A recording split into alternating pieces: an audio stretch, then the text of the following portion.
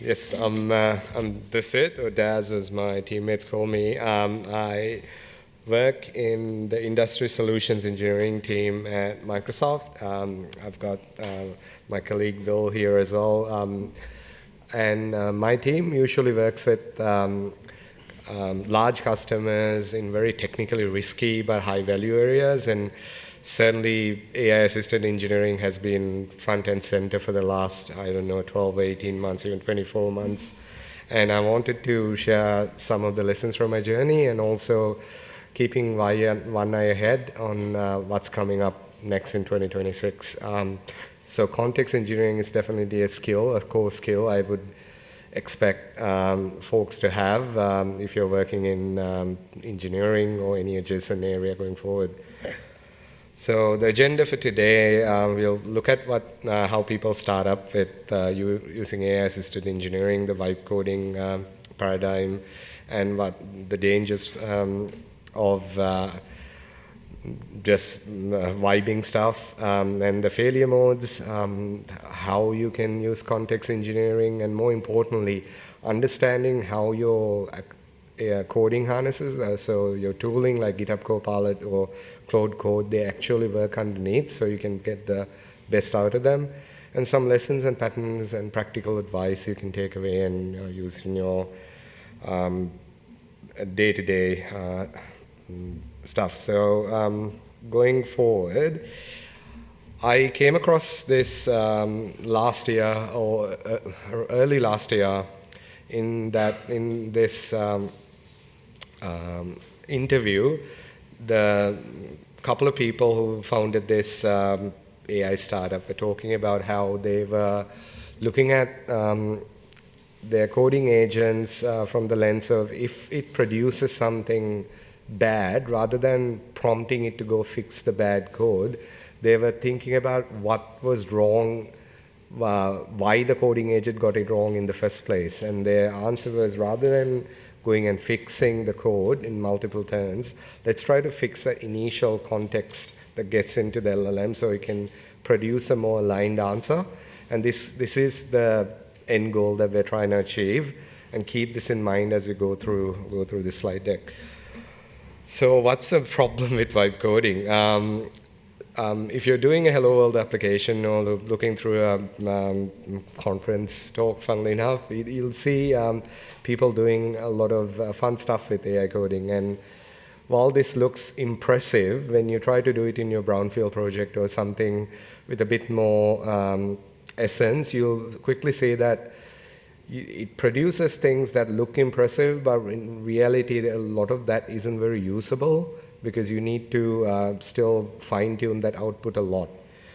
And it's the reason I'm saying this is we're in this hype cycle, and it's really up to us to figure out how this plateau of productivity looks like when it comes to these coding tools. And we are not going to get there through a direct pathway like this. It's going to be ups and downs until we figure out as an industry what works and what doesn't. My experiences on this is when I initially started with AI-assisted engineering, I didn't know why stuff worked or why they didn't work. And sometimes it would work with my prompt. A couple of updates later to VS Code or GitHub Copilot, and things don't work anymore. And you know what they say about insanity is trying the same thing over and over again without knowing and expecting a different result. So this is the time when, going back to January, February last year, industry was ripe for the harnesses, coding harnesses, to come up with good context engineering practices. And why they had to fix this problem was there were many failure modes. And I've seen this being said by multiple people on the internet. It's very hard to pin it to one person, is that your coding agent will be really impressive in the code it generates, but its judgment is very bad. I'm sure you've gone through the spectrum of emotions when you've dealt with coding agents in the past. It's certainly been true for me. And it turns out the best explanation came in this matrix, and it's from a blog post I again found through research. And the TLDR here is when you look at solution space and implied context, if the model's training data has the context to provide a very authoritative answer, and the solution space you're working is very constrained, AI is going to do pretty well. But this is not the case for most of the business applications we develop, because there's a lot of implied context over the years that get built up. And there's also somewhat of a open solution space. And how do we then get the best of the AI-assisted toolings? We need to break the problem up by either providing context to the agent or breaking that open solution space into smaller tasks by doing some sort of upfront planning. And this is going to be our guiding principle as we look at more modern context engineering practices. Now, a lot of people ask me, by providing context, you mean just putting in the prompt, right? Like you give all of the information required for the LLM in the prompt, and your coding agent can then produce the answer you want. And it's not as simple. Every model has a different way that it interprets what the stuff in the context, and this context size, again, different parts of the context get interpreted differently, and there are multiple ways long context fails. There's 4 ways that long context fails. Poisoning is when you've got some sort of hallucination in your context. So if your coding agent hallucinated on something and you're continuing the thread, it's very likely that hallucinated information is still in context. So it might keep giving you bad results as you move forward. Distraction is when you've got very long context and it's the models for giving attention to different areas with a different weight. So the stuff at the beginning versus stuff at the end. And if the stuff in the beginning was bad, you might get, and the tension is there, you might get bad results being produced by the LLM. And confusion and clash happen in a similar way. If there's a superfluous or contradictory information, the model can't really discern between the two, because for all its purposes, it's single context. So it could give undue weight to something that you as a human might not. So what's the answer? The fix is to provide the right context at the right time. And I would even go further as to say enough context at the right time. The reason, again, is if you look at this multi-needle in a haystack experiment, this is with GPT 4.1, though, older model in AI terms, AI decades old. See how it pays attention to different parts, and the parts in red, I think, are the parts where it really missed the needle. Similarly, in your coding agents, if you, let's say, one of the Opus models or a Sonnet model with 1 million tokens, doesn't necessarily mean the context, you can use the full 1 million token context. There's a threshold in which you need to start compaction and summarization, because anything after that, while it can technically take that input, you're not going to get a good output out of that. And this is where we want to look at effective context engineering practices. What is context engineering before we go there? So context engineering is basically providing the tools, information, and the right context at the right time. And this gets a bit more complicated because you're not directly calling the LLM most of the time. You're calling it through an agent. An agent is a loop that runs on your input, the context that it gathers from your file system if you're in a repo, and then runs it in a loop by calling the LLM. And if we compare this to traditional prompt engineering, this is how the stack looks like. You've got prompt engineering at the bottom. Context engineering is building on top of that. Then you've got the agents and your opinionated workflows like your spec kits, your the different opinionated ways of doing engineering, or even things like spec-driven development. I'll come back to this in a bit, but we'll look at how some tactics, even if you can't use this with your coding agent, knowing this is how your coding agent uses context will allow you to get the best out of it. But if you're really serious about this, I would suggest exploring how to write a simple coding agent. It's not that hard, and you'll really get appreciation for some of these tactics that way. And one way is externalizing your context to someplace else, like a scratchpad, so that the human and the agent can collaborate on that context together. It's all like doing open brain surgery or doing changes there before the next cycle, and this allows you to continue the thread even if you're in a different place, because you have the context externalized. And the second part is selecting the right tool loadout, because you don't want all of the tools under the sun and CP servers or skills. You want the right tool set for your problem. So this is a very important skill to have, and it's still something that you can do as an engineer better than an agent. And compressing the context. So these are summarization and compaction. Summarization is when the context gets too large, you kind of summarize it, but you lose information as a result. Compaction is a bit different. Compaction, you can still have a reference to external file and still reduce the size of your overall context, and you have still pointers to other files where needed. So the agent can go figure it out. If that part is needed, it's reversible at least. Isolation is quarantining context into different threads. This is going to be a big topic in 2026 as you go into multi-agent architectures. You want to be able to isolate context, give just enough information for your sub-agents or your fleet of agents so that they can do their job without getting inundated with all of the big problem space you're trying to solve at the orchestration layer. Now I'm going to cut to a lesson, a pattern that I figured out myself very early in 2025 when I was working with very rudimentary coding agents at the time.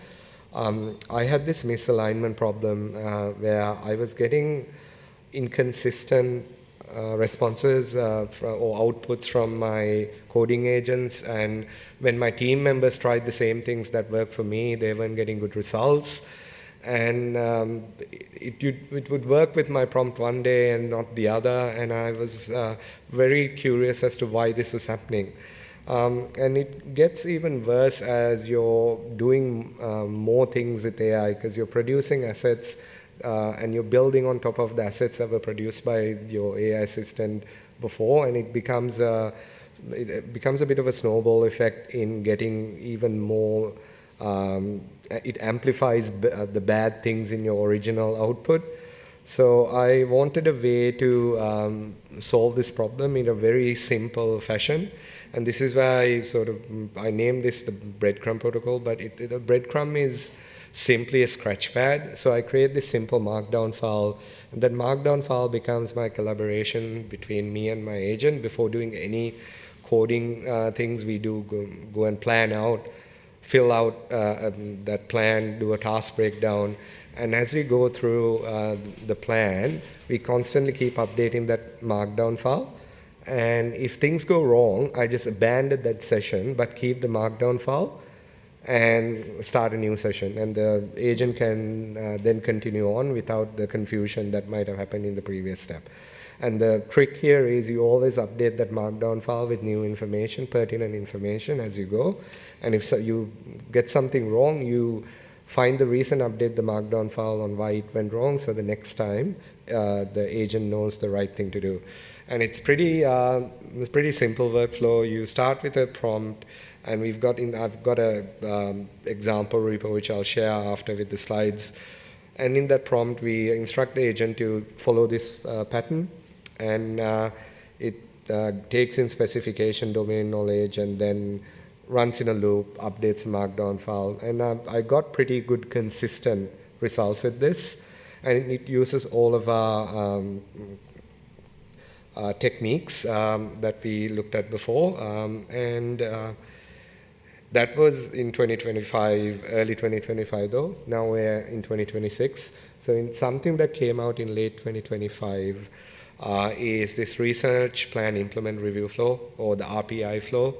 And I think if there's anything to take away, any one thing to take away from this talk is if when you go home, research on the RPI flow. What this does is it allows the AI to focus on solving only the things that you want it to solve. The difference between classical engineering tools and AI-assisted engineering is AI-assisted engineering, or the LLMs, are really good at doing, it will do things until you ask it not to do something. And that's the biggest difference. And by following the research plan implement, you are constraining the things that it can do. And this constraining is the key tactic to getting a more deterministic like output. And at Microsoft, we've just open sourced this. My team's been very involved in this open sourcing this HV core repo, and we've got some prompts here that you could potentially get some inspiration out of. So how we now do stuff is we use a model like Opus for doing researching, and this researching looks at all of the sources, creates a very comprehensive sort of plan as an output of that. Then the task planner can then break it down even further into tasks. And in the implementation phase, each of those tasks get implemented by sub-agents parallelly, if possible. And then in the review phase, we check whether each of those items against the original plan were done correctly. And this is how we get things done in a more consistent way as a team now. And I recently watched this awesome session by an engineer in human layer. And some of the lessons are very practical that you can take home today is to look at that context size. If you're in a coding agent, as soon as it goes beyond 60%, if you can visualize that, this is the time to really think about compaction or starting a new thread. And if you're using sub-agents, use them in a way like you're using a function rather than anthropomorphizing them. And RPI flow is key, and like I said, anything that you do in one step gets amplified in the next. So it's very important that you get it right at every step. And the focus on review now goes away from the PR review workflow to a more review in the RPI, because in your PR, if you haven't noticed with AI-assisted engineering, your PRs are pretty large now. So you don't want to stare at a wall of green text. You want to incrementally review the code that it generates. And the last one is keep trying, don't keep trying every tool out there. Stick to something and then go through the learning pains and understand how to get the best out of that. And the next big thing is this multi-agent autonomous engineering thing, and we'll be coming in looking at harness engineering in 2026. So if you're looking at doing a bit of upskilling, look at harness engineering. So what does this take us? All of these new skills will allow us to expand this initial sweet spot. And my last takeaway is don't think that the human is out of this loop. Your expertise in scaffolding, steering remain essential, and context engineering will be the core skill that differentiates between a successful engineering team and the one that gets stuff right some of the time. Thank you for your time.